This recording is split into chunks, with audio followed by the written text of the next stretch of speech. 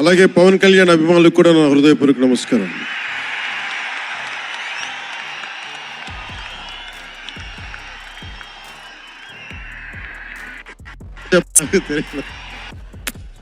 అలాగే దిల్ రాజు గారు, నేను తొలి ప్రేమ సినిమా అప్పుడు ఆయన డిస్ట్రిబ్యూటర్, అంటే ఏదో ఒక చిన్న పోస్టర్ చూసి ఎక్కడో ఒక మాటిని ఈ సినిమా చాలా సూపర్ డూపర్ హిట్ అవుతుంది ఒక నమ్మకంతో పాపం ఆయన అడ్వాన్స్ ఇచ్చారు. అలా స్టార్ట్ అయిన వ్యక్తి. మేము వకీల్ సాబ్ నా నిర్మాత కూడా అయినా.